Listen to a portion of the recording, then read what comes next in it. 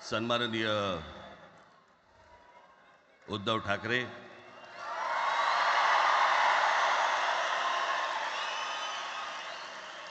आणि माझ्या जमलेल्या सर्व तमाम मराठी बांधवांनो, भगिनींनो आणि मातांनो,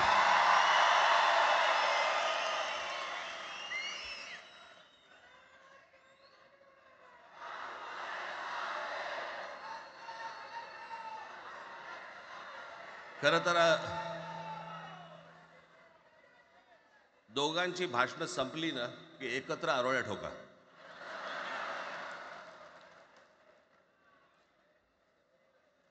खरं तर आज मोर्चा निघायला पाहिजे होता.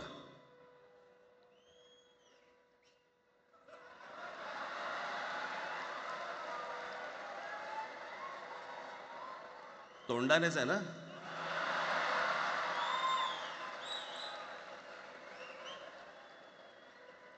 बस बस. मोर्चा खरं तर निघायला पाहिजे होता.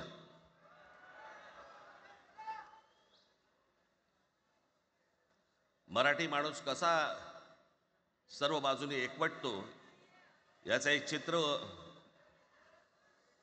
मोठ्या प्रमाणावरती उभं राहिलं असतं.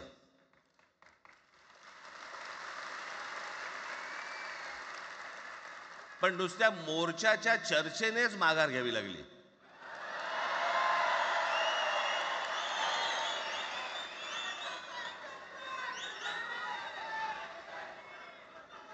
खरं तर आजचाही मेळावा हा खरं तर शिवतीर्थावरती मैदानात व्हायला पाहिजे होता.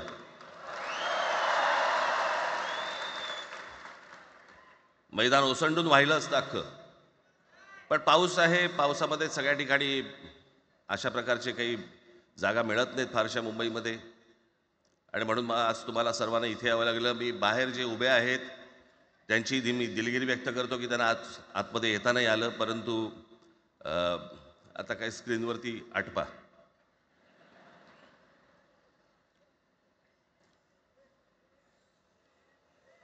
मी माझ्या मुलाखतीमध्ये एक म्हटलं होतं की त्याच्यातनं या सगळ्या गोष्टी खरं तर सुरू झाल्या, आणि मी असं म्हटलं होतं की कोणत्याही वादापेक्षा आणि कुठच्याही भांडणापेक्षा महाराष्ट्र मोठा आहे.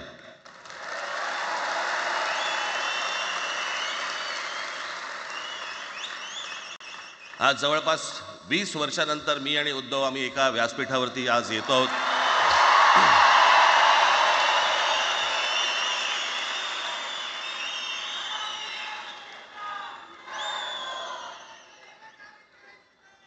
जे माननीय बाळासाहेबांना जमलं नाही, जे अनेकांना जमलं नाही, आम्हाला दोघांना एकत्र आणायचं, ते देवेंद्र फडणवीसला जमलं.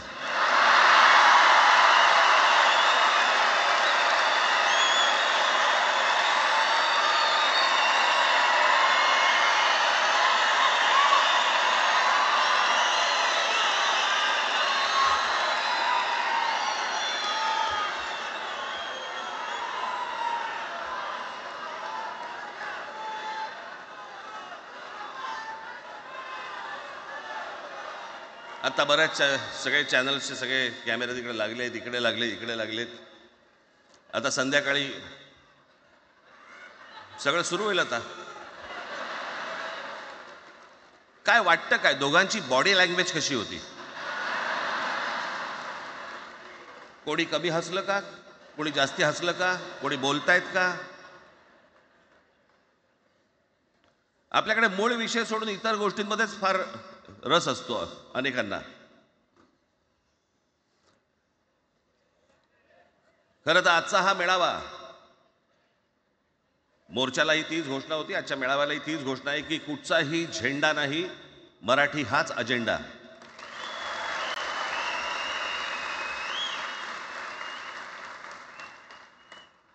माझ्या मराठीकडे, माझ्या महाराष्ट्राकडे वेडावाकड्या नजरेने पाहायचं नाही कोणी.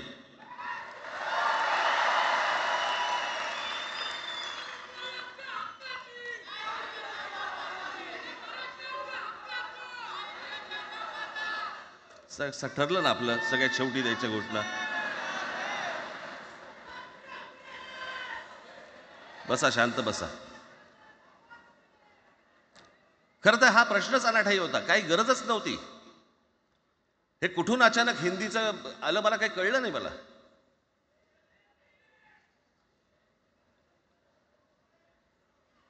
आणि हिंदी कशासाठी हिंदी? कोणासाठी हिंदी? त्या लहान लहान मुलांवरती जबरदस्ती करताय तुम्ही.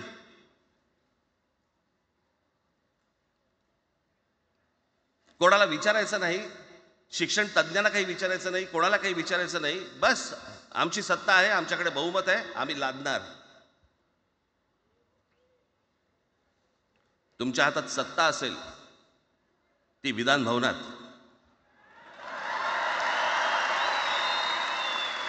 आमच्याकडे सत्ता आहे रस्त्यावर.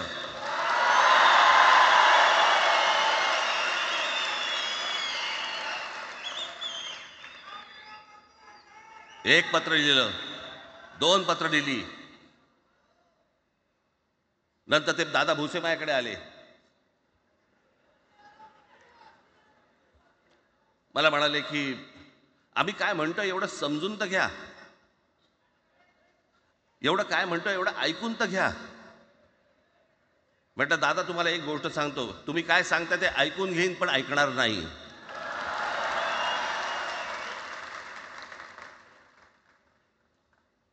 मराठीच्या विषयामध्ये त्याच्यात तुम्ही तिसरी भाषा लादताय. त्रिभाषा सूत्र, कुठलं त्रिभाषा सूत्र आणलं? त्रिभाषा सूत्र ज्या वेळेला आलं ते फक्त सेंट्रल गव्हर्नमेंट आणि राज्य सरकार, केंद्र सरकार आणि राज्य सरकार यांच्यामधल्या दुव्यासाठी म्हणून हे त्रिभाषा सूत्र फक्त आणलं. आज कोर्टातही नाही, तुम्ही हायकोर्टात जा, सुप्रीम कोर्टात जा, इंग्रजीमध्ये सगळ्या गोष्टी होतात. कुठे आहे त्रिभाषा सूत्र? मग मला सांगायला लागले म्हणे केंद्रीय शिक्षण धोरणामध्ये, त्या धोरणातही नाही केंद्राच्या शिक्षण धोरणात, इतर कोणत्या राज्यातही नाही.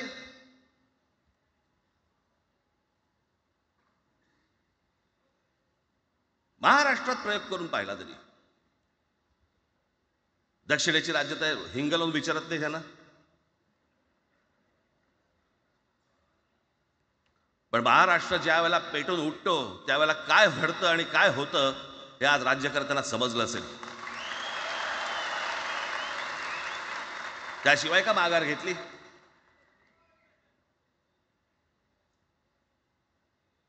विनाकारण आणलेला विषय होता. मी त्याशी त्या भुसेंना सांगितलं, म्हटलं मला सांगा उत्तर प्रदेश, बिहार, राजस्थान, मध्य प्रदेश कोणती तिसरी भाषा आणणार आहेत? खरं तर आणली पाहिजे.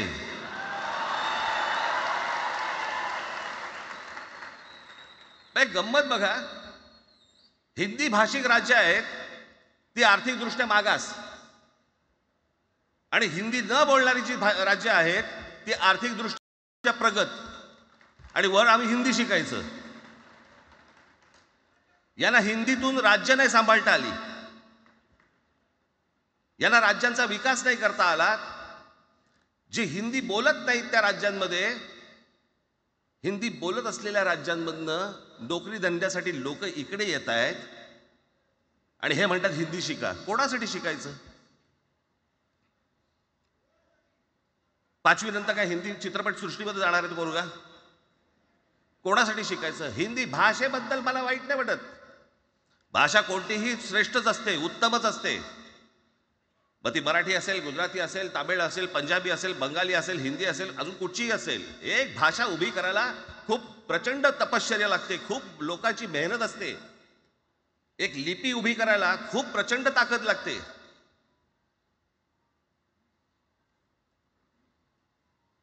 अशाच भाषा काय उभ्या राहत नसतात.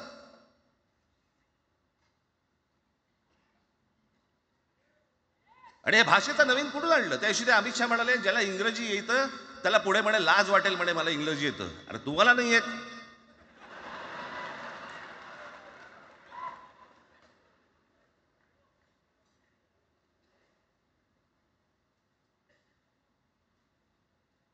या संपूर्ण हिंद प्रांतावरती 125 वर्ष, 1400 वर्ष मराठ्यांनी राज्य केलं.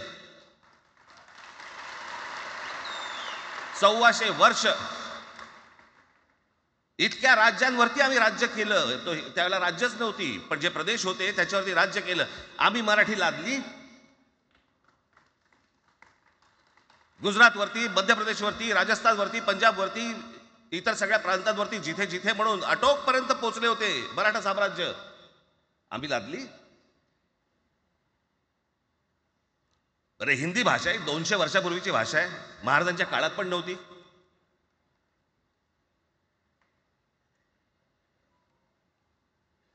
कशासाठी आणि कोणासाठी आणि काय करायचे नेमकं?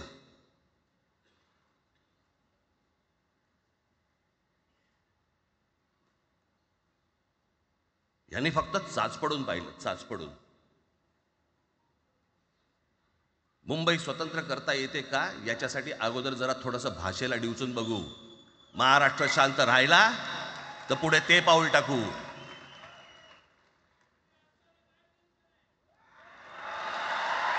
कोणाची माय व्हॅली आहे त्यांनी महाराष्ट्राला हात घालून दाखवावं, मुंबईला हात घालून दाखवावं.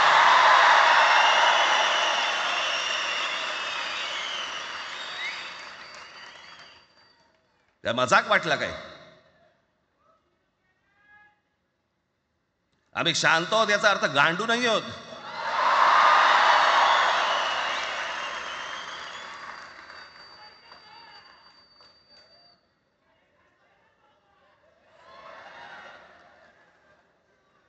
काही अंगावरती लादायचा प्रयत्न करता आणि मग आता माघार घेतली ना, मग माघार घेतली त्याचं काय करायचं?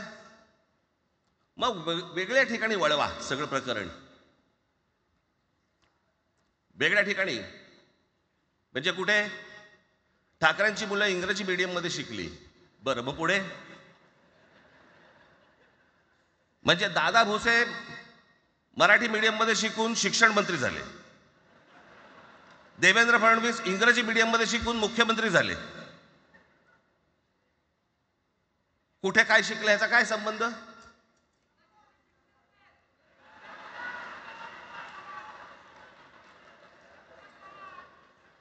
अहो कोणाकोणाची मुलं इथे परदेशामध्ये शिकतायत, याद्या आहेत आमच्याकडे. त्याचं काय करणार आहात तुम्ही?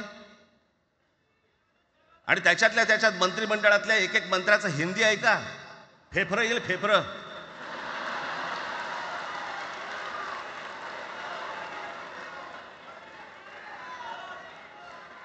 हे असले प्रश्न महाराष्ट्रातच विचारले जातात. आता मी तुम्हाला अजून एक गोष्ट सांगतो.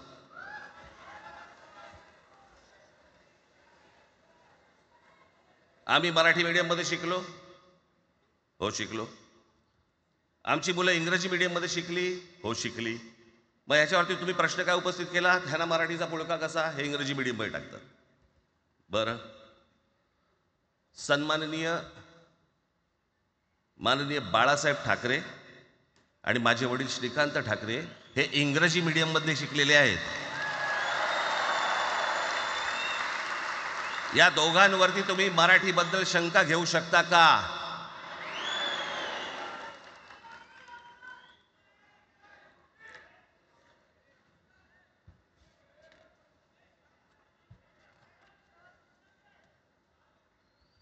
लालकृष्ण अडवाणी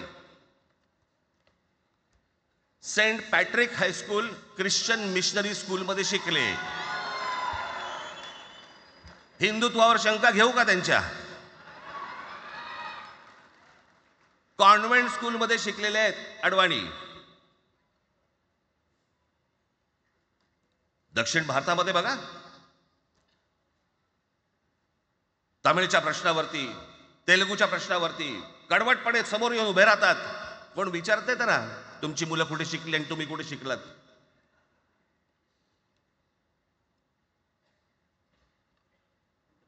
उद्या मी हिब्रू भाषेत शिकीन आणि मराठीपणाचा कडवट अभिमान बाळगीन, काय प्रॉब्लेम आहे?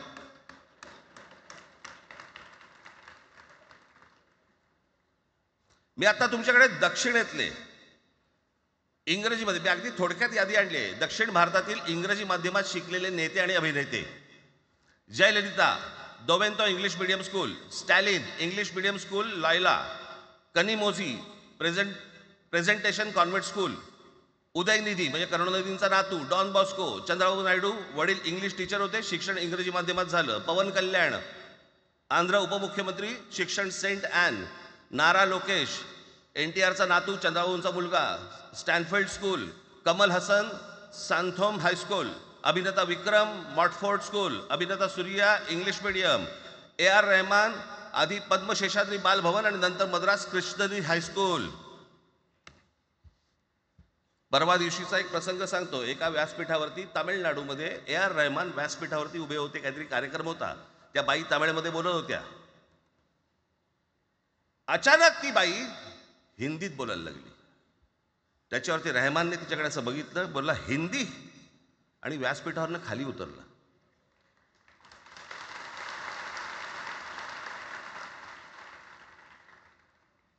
तुमचा कडवटपणा हे तुम्ही शिक्षण कुठे घेतले याच्यावरती नसतो, तो कडवटपणा तुमच्या आतमध्ये असावा लागतो. म्हणजे बाळासाहेब इंग्रजी मीडियममध्ये शिकले, इंग्रजी वर्तमानपत्रामध्ये व्यंगचित्र काढायचे, पण मराठीचा अभिमान याच्या बाबतीत कधी तडजोड नाही केली.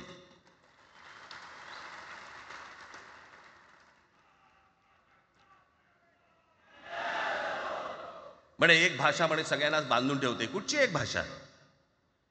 आजपर्यंत काय वाकडं झालं? म्हणजे आपल्या संरक्षण खात्यामध्ये घ्या. आपल्या संरक्षण खात्यामध्ये जेवढी रेजिमेंट्स आहेत, मी फक्त तुम्हाला नावं वाचून दाखवतो.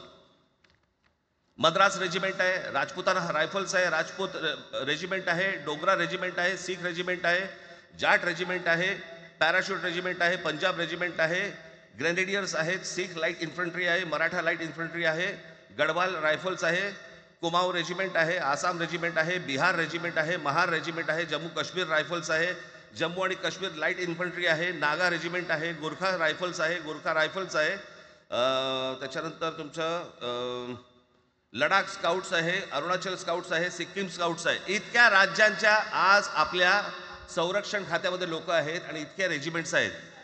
शत्रू दिसला की एकत्र तुटून पडतात ना. भाषेचा प्रश्न येतो कुठे?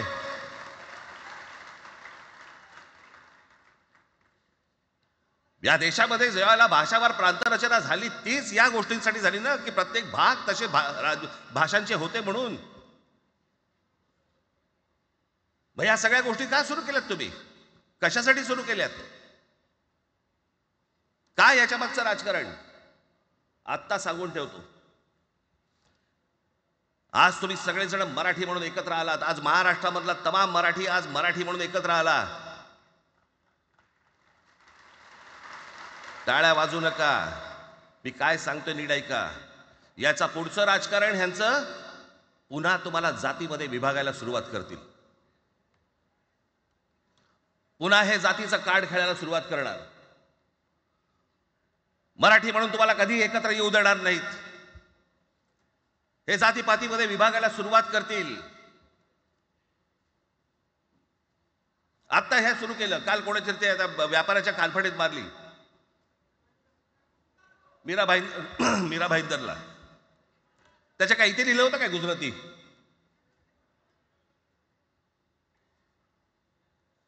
पण एवढंही आपल्याकडे काही जे चॅनलमध्ये, मराठी नाहीत इतर चॅनलमध्ये, हिंदी आणि याच्यात गुजराती माणसाला मारला. कुठच्या गुजराती माणसाला मारला? बाचाबाचीमध्ये समोरचा गुजराती निघाला, इकडचा मराठी निघाला. त्याच्यामध्ये काय गुजरात्यानं मारलं का? केवढे व्यापारी आहेत. अजून तर काहीच केलेलं नाही.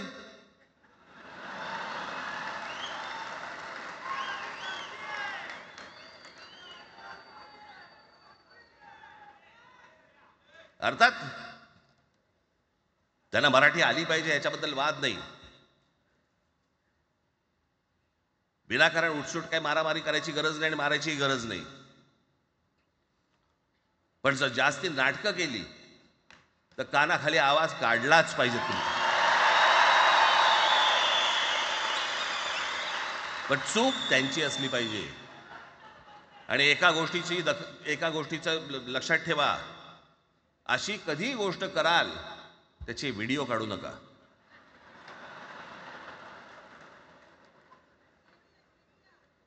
आपल्यामध्येच त्यांना कळलं पाहिजे. कळलं का? मारणारा कधी सांगत नसतो, मार खाणारा सांगत असतो मला मारला म्हणून. त्यांना सांगू देत. पण याचा अर्थ उठसूट कोणालाही उगाच मारायचं काही कारण नाही आहे. अनेक लोक आहेत, अनेक गुजराती लोक आहेत, माझ्या अनेक परिचयाचे आहेत. माझे एक मित्र आहेत नयन शहा म्हणून, त्याला मी गुजराठी म्हणतो. तुमचा विश्वास बसणार नाही इतकं अप्रतिम मराठी तर बोलतोच, विनोदाचंही अंग आहे. आणि शिवाजी पार्क मैदानामध्ये फिरताना कानाला हेडफोन लावून पु ल देशपांडे ऐकणारा गुजराती आहे.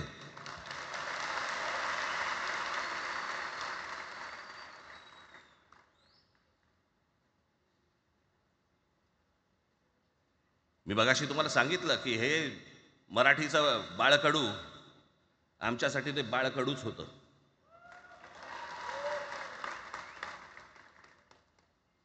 मी मागे एक प्रसंग सांगितला होता, आज मुद्दामून तो प्रसंग सांगतो आपल्याला की हे आमच्या धमन्यांमध्ये आलं कुठून.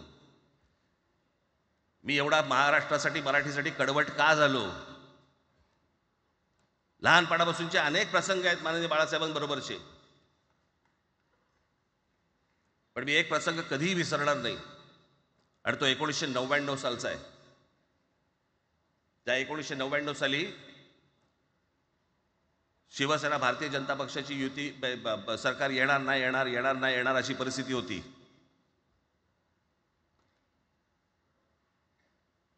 पवार साहेब त्यावेळेला त्यांनी राष्ट्रवादी काँग्रेस पक्ष स्थापन केला होता. वेगवेगळे लढले होते आणि मग सगळ्या त्या वादामध्ये, शिवसेना भारतीय जनता पक्षाच्या त्या वादामध्ये काहीच होईना. दिवसामागून दिवस चाललेत परंतु काही होईना. एके दिवशी मी मातोश्रीला खाली बसलो होतो, दुपारची वेळ होती. अचानक 2 गाड्या लागल्या. साधारणपणे 3:30-4 वगैरे वाजले असतील. ते जरा वेळेला नाव विसरतो मी, पुण्याचं कोणतो जावडेकर, प्रकाश जावडेकर आणि काही मंडळी आली. मला म्हणाले, राज बाळासाहेबांना अर्जंट भेटायचं आहे. म्हटलं आत्ता ते भेटणार नाही, म्हटलं ती त्यांची झोपायची वेळ आहे. नाही म्हणे अर्जंट आहे म्हणे. म्हटलं नाही भेटणार, म्हटलं मी तुम्हाला सांगतो. म्हटलं काय विषय काय. म्हटलं मी बोलायचं काम करतो, म्हटलं काय विषय काय. आणि त्यांना सांगा मुख्यमंत्री पदाचा विषय झालेला आहे. म्हटलं अच्छा, अरे वा. म्हटलं काय झालं. सुरेशदादा जैन यांना दोन्ही बाजूने आम्ही ठरवलंय की त्यांना मुख्यमंत्री करायचं, एवढं फक्त बाळासाहेबांना सांगायचं. ठीक. मी वर गेलो. रूममध्ये काळोख, शांतता. आम्ही अरे तुरेमध्ये बोलायचो म्हणून मी हाक मारली. म्हटलं हे काका गाढ झोपले होते. म्हटलं काका उठ, हे काका उठ. बघितलं माझ्याकडे. काय रे. म्हटलं नाही, ती सगळे खाली जावडेकर वगैरे सगळी मंडळी आली आहेत. म्हटलं बरं मग. नाही ते म्हणतात ते मुख्यमंत्री पदाचा विषय झाला आहे म्हणून. म्हटलं बघ. ते म्हणाले काय झालं.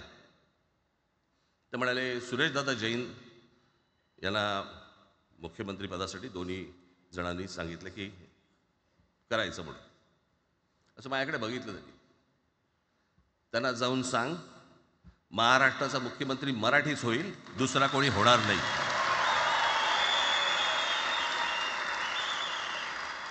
मराठी या एका विषयासाठी मला तिकडे कळलं की या माणसाने सत्तेवर लाथ मारली.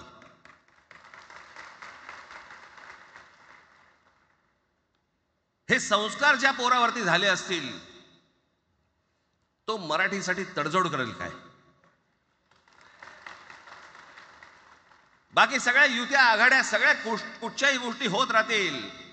महाराष्ट्र, मराठी माणूस, मराठी भाषा याच्यावर तडजोड होणार नाही, कोणत्याही परिस्थितीत होणार नाही. याच्या पुढे देखील तुम्ही सर्वांनी सावध असणं पण गरजेचं आहे आणि सतर्क असणं पण तेवढंच गरजेचं आहे. पुढे पुढे काय काय गोष्टी घडतील, काय काय गोष्टी होतील कल्पना नाही. परंतु मला असं वाटतं की ही मराठीसाठीची एकजूट ही कायम राहावी